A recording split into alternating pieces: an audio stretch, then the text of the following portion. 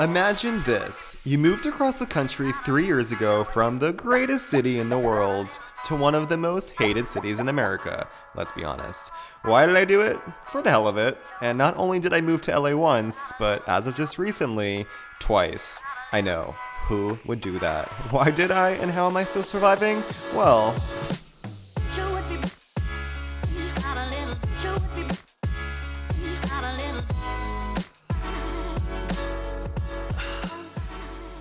Oh look, another classic LA content creator move where I'm pretending to wake up and start the day with you, when really, I already set up this camera next to my bed. Let's try this again. So, if you haven't already heard, the traffic in LA is awful. Like, actually terrible. And right now, I think I'm getting every stoplight driving to get coffee. And I know, I can make it at home, sure. But as a remote worker, sometimes I just like to get out of the house. If I had to commute to work every day in this traffic, I'd be packing my bags again pretty soon. So downtown Culver City is one of my favorite areas in Los Angeles because it's this up-and-coming main street with, you know, a bunch of nice little coffee shops and restaurants and bars and shopping. And I love the walkability aspect of it. You know, you can just walk down the streets, feel like you're in more of a city, whatever that means in LA. The problem is, though, is that the city is actually trying to get rid of the bike lanes. Here locally, so much for bike lanes in Culver City. After spending millions to get them installed, the city council voted to eliminate some of the lanes to improve traffic flow. I don't think that's gonna solve the issues. So after spending $7 on an iced latte, treat yourself, I can get some liquid energy and have time to think about how lonely Los Angeles can be.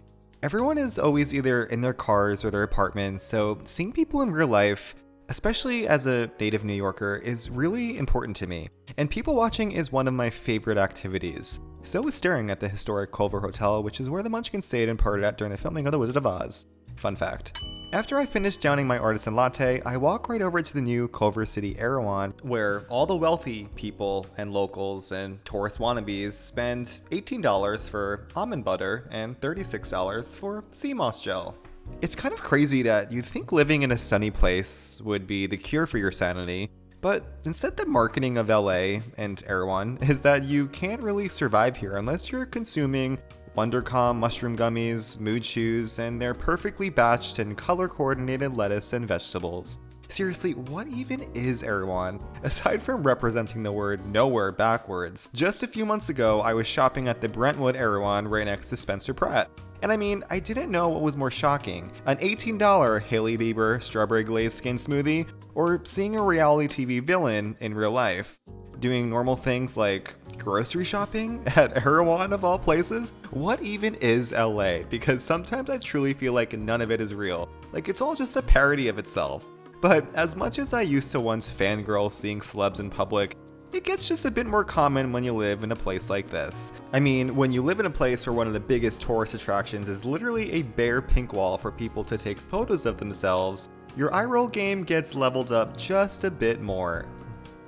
I rush back home to cleanse my soul and make a green smoothie myself. Saved $18. No thank you, Hailey Bieber. Going out in LA can be all fun and games until you remember that your friends live across the city. A drive from the west side to Los Feliz, for example, is under 20 miles, but at 7 p.m. on a weekday, over an hour to get there probably.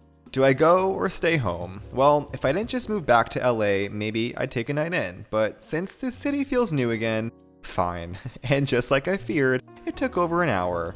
Oh, why did I do this? Why did I do this? Not only that, but maps directed me to stay off the freeway and basically circle the city, bringing me to West Hollywood. And a drive through Santa Monica Boulevard and seeing yet another reminder of one of the reality TV shows you watch, which is supposed to be escapism. In LA, it seems that you can't escape anything you watch on the screen either. Maybe I'll forgo driving across the city for a while. And before we get more into the chaos of living in LA, BetterHelp is the sponsor for today's video. And BetterHelp's mission is to make therapy more accessible and affordable because let's be real, not all of us can afford the mood supplement section at erewhon. Finding a therapist can be a difficult and expensive thing to do, and therapy has really benefited me in the past to help uncover the deeper layers to my own struggles with anxiety. If you go on BetterHelp's website, which you can do so by clicking the link in the description, it becomes easy to virtually connect with a therapist who is right for you. To get started, you fill out a questionnaire to help assess your needs, and BetterHelp will match you with a therapist. You'll be able to schedule therapy sessions at a time that's most convenient for you, and if your therapist isn't a match, you can easily switch to a new one at no additional cost. If you think you might benefit from therapy, click the link in the description for 10% off your first month. Thank you, BetterHelp, for sponsoring this video.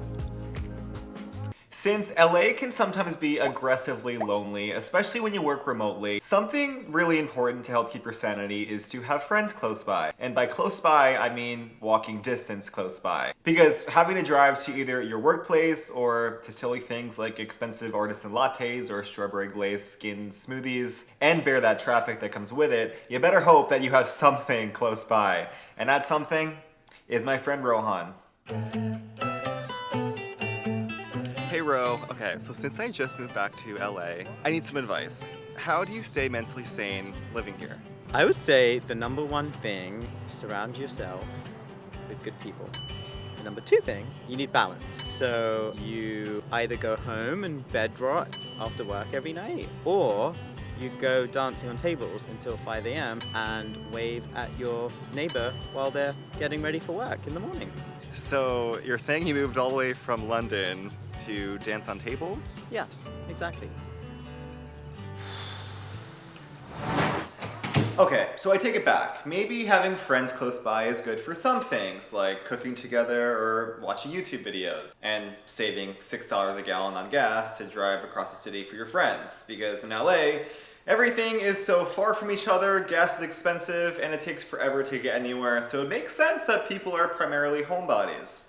But will somebody go for a walk or exercise with me? I mean, who has the time for exercise? Wait, but it's Los Angeles, with some of the fittest people in the country. I can do this.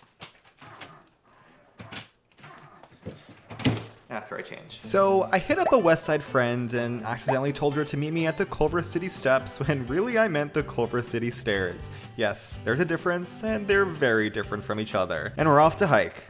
She's going to kill me. Sorry for the mix-up with the Culver stairs versus steps, but glad you're here. Okay, Elise, how do you stay mentally sane in Los Angeles? You're looking at it. Nature. Getting out in nature, enjoying hiking trails, enjoying the beautiful flora, fauna that we have in LA. There's more than you would think there would be if you've never lived here before, but you gotta get outside and enjoy it.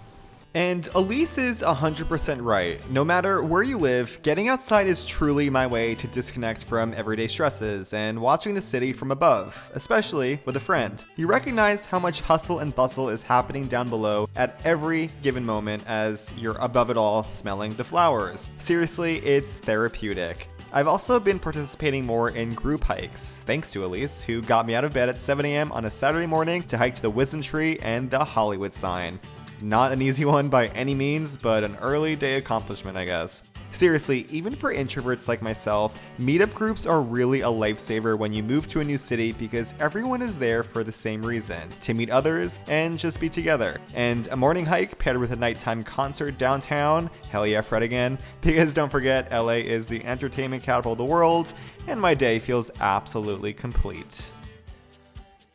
But when you need a break from hiking, what do you do? Well, I'm taking Rohan's advice to bed rot, well, setting up my camera and fake bed rotting for this video, and I checked my YouTube channel stats and realized that since I haven't posted in over 2 months, my analytics are taking quite the hit. My bad. In fact, 91% of you watching my videos are not subscribed, so if you haven't already, it's free. And while you're at it, give this video a like. And as I'm fake bed rotting, filming a video inside, I start to get antsy at the fact that I live in one of the sunniest cities in the world, and not being outside at every opportunity I get is a crime. Even though now it's November, which means it gets dark at 5 o'clock. Woo. Aside from that though, you kind of feel forced to always be productive with this nice weather, and you know what? I will be.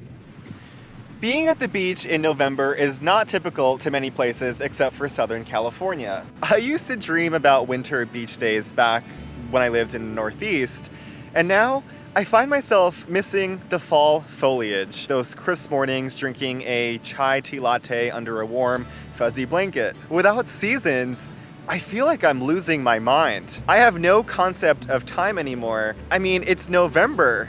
And no wonder last year around this time I took a day trip to the mountains with my friend just to feel what 40 degrees felt like again.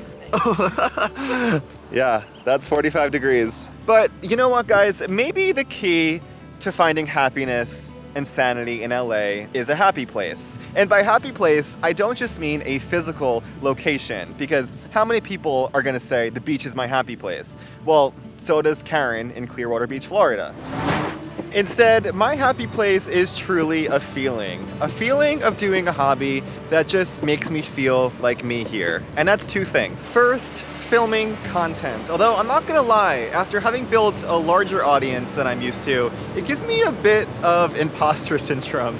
And secondly, the feeling of cruising here at the beach with the warm glow brushing against my body. I've been dreaming about this place after having been nomadic for half a year, and honestly, it's like 70% of the reason why I did move back to LA. I just missed it too much. It's also the place 3 years ago when I moved here, I said to myself, yeah, I made the right move.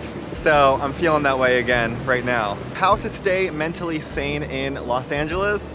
As much as people are going to tell you how much they hate it here, maybe it's less about the mundane, superficial things and more about peace and finding your own way again.